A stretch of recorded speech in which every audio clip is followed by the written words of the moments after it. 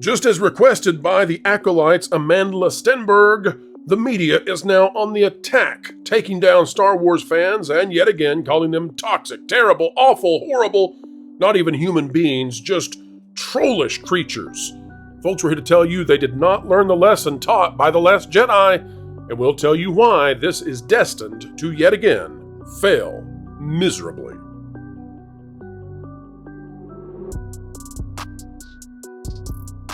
Hello folks, welcome back to the Pro Channel where we endeavor to explain entertainment, keep you ahead of the culture curve. Today we're talking about Amandla Stenberg, and her command for journalists in her recent song to get out there and tell the truth, stop seeking out clicks, don't do the misinformation, you're supposed to be protecting me, gosh darn it. How dare you report on the ratings, the terrible, abysmal ratings that are the Acolyte. Folks, it's not going to go well. It's not going to do well, but the media, they are acquiescing. They're happy to hop in and do just what they're told. They are good little boys and girls, the journalists, the drive-bys, seeking those cupcakes. And folks, we're here to tell you, not going to work, not going to do anyone any good, just going to engender even greater disdain for the Star Wars brand, which has gone off the train tracks. Let's bring on the panel to talk about how this is yet another attack destined to fail. All right, Well, let's go now to something that I think is going to be important as we go forward, because this show is trash, but they're going to trash the fans. Here's what we have out of theroot.com. Looking forward to the commentary on this from the panel. This is by Jared Alexander, published just 6 hours ago. Rosis are review bombing the black-led Star Wars series The Acolyte despite high ratings from real critics. Once again, Star Wars fans show their true colors when a person of color or woman gets to shine in a galaxy far, far away. At this point, I just think that they're trolling us because they know Princess Leia is popular. They know that Lando is super popular. At least he was until he fell in love with robots. The Star Wars fandom continues to embarrass itself. The latest series in the franchise, The Acolyte, has fallen victim to yet another review bombing campaign from the audience. Remember, they have no evidence of this whatsoever. They just keep saying it. Remember also during the Pro Show today, we showed you that it's probably a false flag. The prequel series, which stars Amandla Stenberg, earned glowing reviews from critics. Currently sitting at 84% on Rotten Tomatoes, the series has also been a ratings hit for Disney+, standing as the largest debut for the streamer so far this year. Folks, if you'll stay with us, I promise, in about 15 minutes, we're going to blow the lid off this ratings claim. We've got the data. We've got it updated. We're going to show you just how bad the ratings are for The Acolyte. We've got it. Yet, despite its warm reception, the show is still not immune to some of the harshest parts of the Star Wars fan base, as it currently sits at a shocking 15% audience score. Now, it goes on to talk about all the horrible things that you all out there in the audience are, but I'm here to tell you, this article is talking about 90% of the population of entertainment lovers, because here's the deal. This has always been the deal, and this always has been the reason that these folks have no leg to stand on. Star Wars fans are Marvel fans. Marvel fans are Star Wars fans. Star Wars fans are DC fans. DC fans are Star Wars fans. You get the idea. It's all part of the same group. Everybody who loves pop culture movies, nerds and beyond, it's all the same people. They call it the Star Wars fan base so that they can attack it, because attacking just the general population does them no good. There's a reason that the Independent out of the UK had that, what I believe to be a false flag. We talked about it earlier. We're going to see this ramp up tremendously. Whoever wants to take it first. Are Star Wars fans who dislike The Acolyte, are they racist, terrible trolls? Well, I mean, no, the definition of racism isn't if you like The Acolyte or not. So no, definitely not. We all knew this was coming, because it comes every time, because unfortunately they use these actors as human shields for their terrible writing. I mean, I've not even honestly thought about some of the stuff in this. Like, the show is just so poorly written and executed. I mean, it's the bottom line. Is it worse? Okay, we've seen. Go ahead. Yeah, I was just gonna say Lucasfilm approves all of this. They did better foreshadowing than the show actually does, because you had Leslie Headland and Kathleen Kennedy do their little interview with the New York Times, where they made it very clear that if you don't like their woke politics and their woke agenda, that you're not actually a Star Wars fan, according to Leslie Headland. and that Kathleen Kennedy was like, "Oh, women are always attacked by the male fan base in Star Wars," and they made it very clear that that is exactly the PR spin that they were going to go with. And this isn't just Lucasfilm; it's Disney across the board. We've seen it with the Marvels, saw it with Brie Larson, etc. I just have to point out that the only reason these arguments exist for as long as they have is because no one's watching the shows. Because the greatest rebuttal to any of this being racist or anything like that is the fact that the show is awful. The show is downright awful.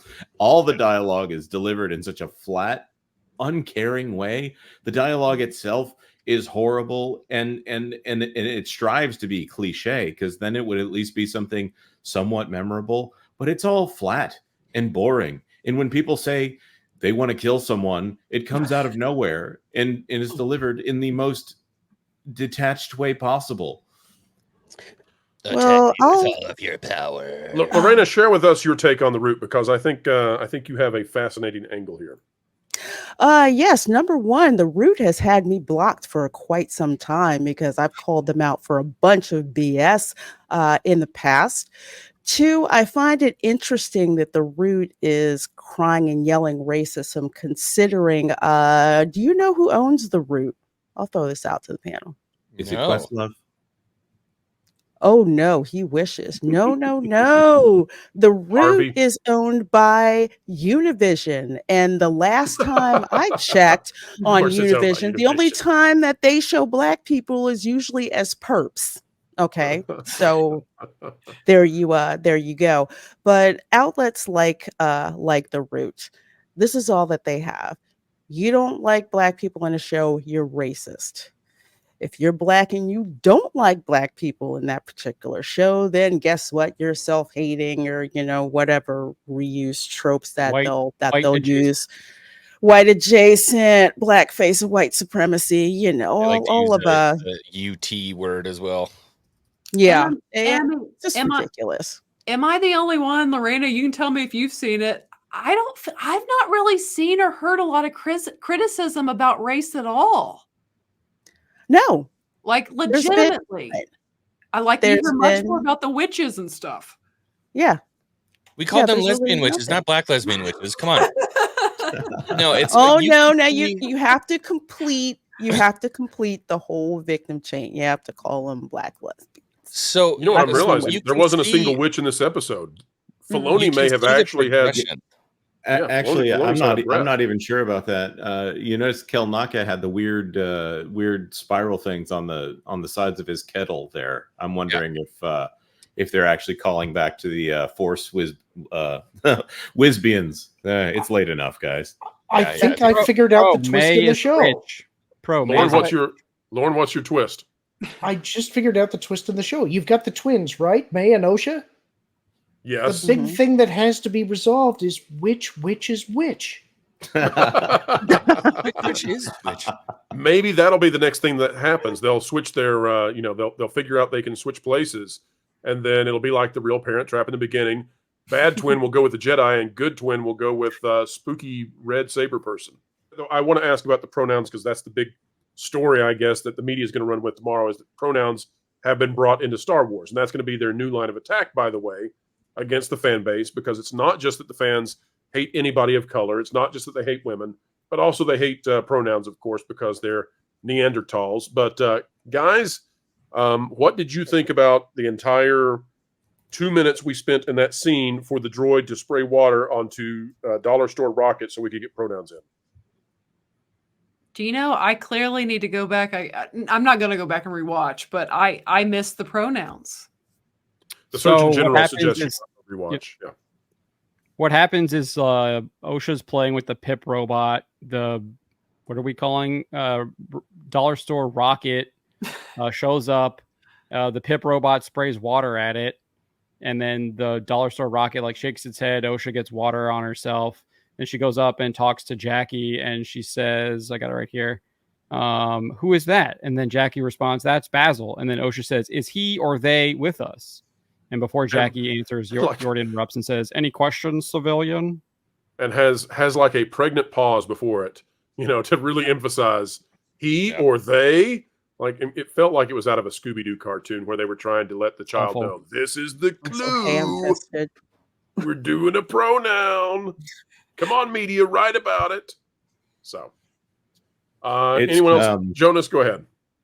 No, it's just that's the only thing notable in the entire episode, because everyone, other than the fact that Kelnaka dies, but there's really nothing that happens in this entire episode.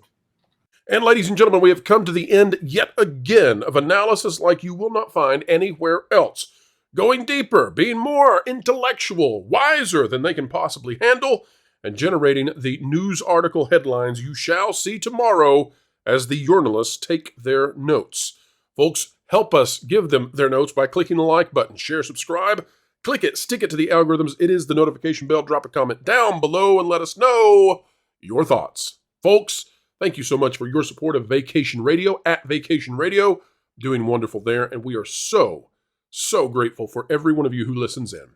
Wherever you are and whatever you're doing, keep learning, keep growing, and keep having fun.